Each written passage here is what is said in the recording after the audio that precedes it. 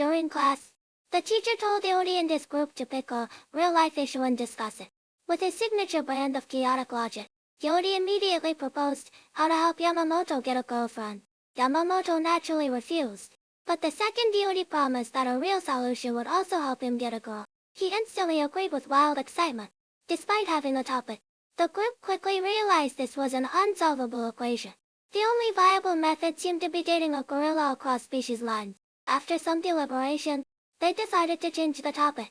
This time, the targets were the only two guys in the group who actually had girlfriends, Iori and Midai. What followed wasn't a discussion. It was a full-blown tribunal. Yamamoto and the others were already plotting to just eliminate the two of them once the session ended. Iori tried to put up a desperate resistance, attempting to shatter their alliance from within by suggesting that maybe someone else in the group was secretly dating.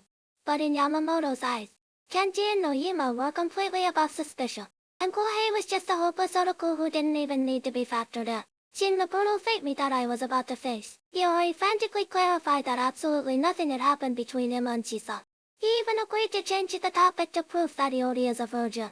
But now, the real issue was figuring out how to survive Chisa's wrath.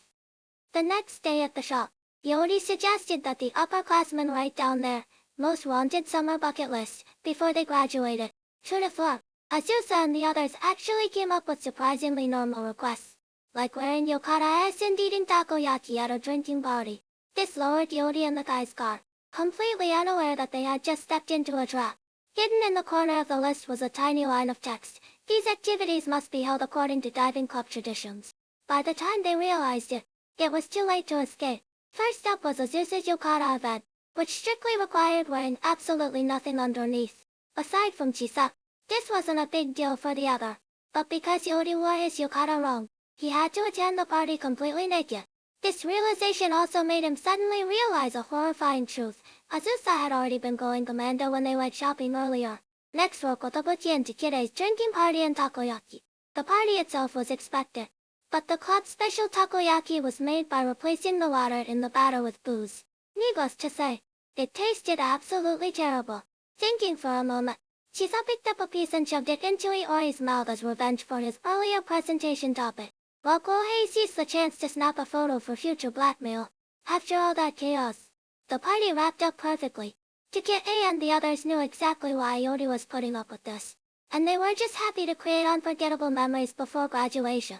Waking up the next day, Iori learned from Nanake that the dive shop's Palau branch was short-staffed and looking for someone to cover a 2-week shift. Thrilled at the chance to dive abroad, Iori was eager to go, but to drag Kohei along, he intentionally hid the fact that the shop was in Palau. By the time Kohei realized the truth and wanted to back up, it was already too late. There was just one problem left. Iori's passport was back at his parents' house. He asked Iori to mail it, but she seemed less than enthusiastic about the idea. Left with no choice, he had to make the trip back home himself. Will Iori manage to get his passport in time? And what kind of unhinged adventures await them on this part-time diving trip in Palau? Follow the channel to catch the latest anime updates as soon as they drop.